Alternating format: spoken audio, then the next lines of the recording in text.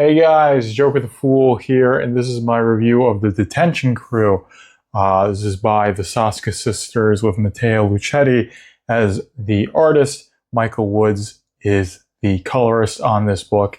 This is like a coming-of-age story, and I haven't watched The Breakfast Club, but I think it's kind of like in that same vein. You basically have this opening scene of this main character, or I guess like basically the mentor of the protagonists, Death to Fire, Jonathan Emmanuel Tucker, if I'm getting his name correctly. Of course, there's a lot of like religious iconography. You got the rosary, you got him being visited by an angel saying, "Don't be afraid," which the angels are typically say when you read the scriptures. That's like very typically what they'll say when they make appearances, is to not be afraid. And this is really basically just him going to this high school. So basically he was a supervillain, goes to prison, gets reformed, and gets deported to Chicago.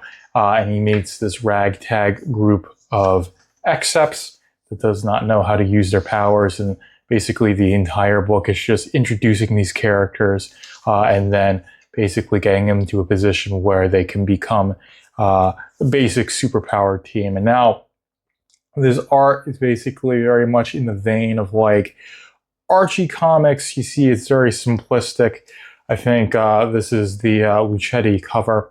And of course, you've got the fact that you've got them as students, and then of course you've got them basically as their, I guess, superpowered, or them dressed up as not dressed up as superheroes, but I guess in their costumes is what they refer to them as. And then you've got that nicely juxtaposed to them like in detention, because this happens basically, they're all sent to detention over the course of several months, basically whips them into shape. And I do like the premise of this, and I think these are all really nice and interesting characters. Of course, you've got like the football player changes stuff into gold. You've got Miss Cupid, who can make people fall in love. You've got, I think this is a good example, you got this kid here, and he can basically command bugs. You've got this kid here, his dog in Dogbane. He's got this ring that he finds, and he can change thing, or he has this fighting spirit, which is a dog that people can see, but only he can really talk to.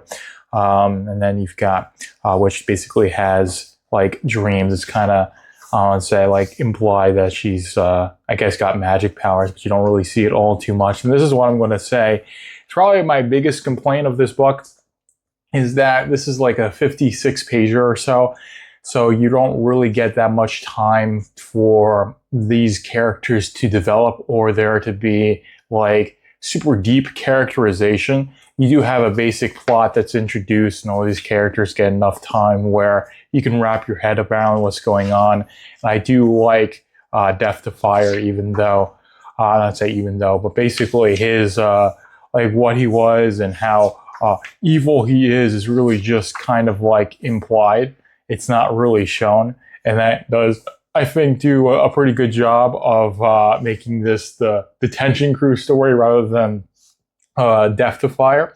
Even though I think doing like an adult book on Death to Fire would actually be really good. There's probably plenty of people, I would say probably the Saskas, that could definitely write something where Death to Fire was the ruthless villain back in the day, terrorizing Flores Park, and there were plenty of artists. You probably get Montané to do a lot of like gory drawing and really go from basically this very big blocky style of him being depicted to something much more, I would say realistic, but definitely darker, more in line with the style of the Rippaverse.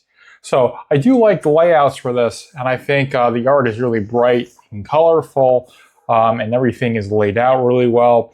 The lettering that Invisible Art Studio does is different than what you'll see in typical Rippaverse books, so it feels very stylistically consistent, if that makes sense.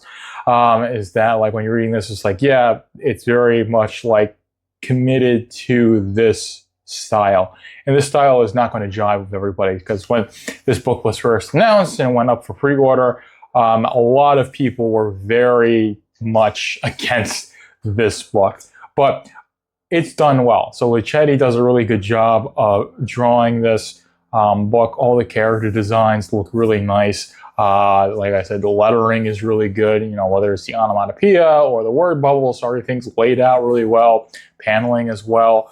I think it's a well done comic book. It's just not going to really jive with everybody, and definitely is a very stark departure from what the Rippaverse has typically done with this style of things being more realistic and not too blocky and comic, I guess, like typically what you would see in a comic book, which I really have liked the style of Rippaverse books, but I do like this as well. I definitely like them seeing them change it up a little bit. I'd say this is definitely a good all ages book.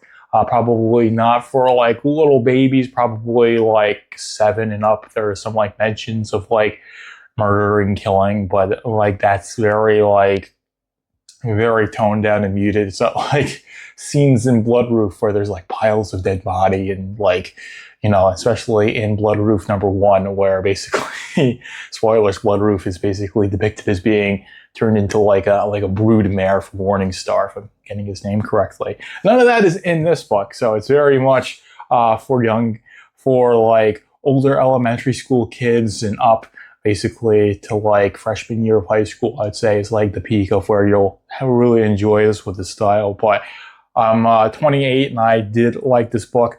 Like I said, I think there are a lot of characters and definitely not enough pages to give them all a lot of development. And this does end on a cliffhanger, but it does feel earned with the fact that you have all the characters introduced. They do have development collectively as the Detention Crew, and then they're basically just thrust in the situation where they go off and they decide to be heroes. And that, I think, is a pretty good setup to be concluded in the second part, but I would like to see these characters outside of the Detention Crew. So I don't think the Detention Crew is going to get like an ongoing series or anything like that, even though I think, honestly, like doing like maybe even like a limited run would probably be like more along the lines of like what they would need to like really flesh out these characters. But if they make appearances in other books, then I think that would actually be a really cool thing to see, because I do like these characters. I do like the concept of basically like high schooler ex-ups fighting or basically training as part of like a school club, with like a former supervillain basically being the club chaperone or whatever you would call. It's escaping me at the time. Basically the advisor or whatever. If you experience with school clubs, you know what I'm talking about. But it's a cool concept, and it's nice to see like this, I'd say, done pretty well. It's just I wish there was more to this, because like I said, it's a really good idea with a lot of characters. It just doesn't have enough room to breathe in this page count, even though the Saskas are really good at packing in a lot of story in not too many pages. There still is just like so many, you know, like ideas and concepts going on that like you need, I think, more than basically it's going to be like 100 or so pages between the two issues to really flesh out what the Detention Crew could be. And I'll leave it there. But like I said, I think this is a good book. The art's not going to jive with everybody, but I think it's a pretty interesting story. And like I said, these characters definitely have a lot of potential, even if they don't appear in the, you know, this series, this mini-series being only 2 issues. I would still like them to be in the broader Rippaverse, especially, well, with them being in Chicago. I think that'd make it a pretty interesting way to expand on the Rippaverse. But I'm going to leave it there. If you guys enjoy this one, Joker is out. Thank you for stopping by the Velvet Room. Be sure to like, comment, and subscribe so you can keep up with Velvet Room Publishing. And go to velvetroompublishing.com if you want to go even deeper into the Velvet Room.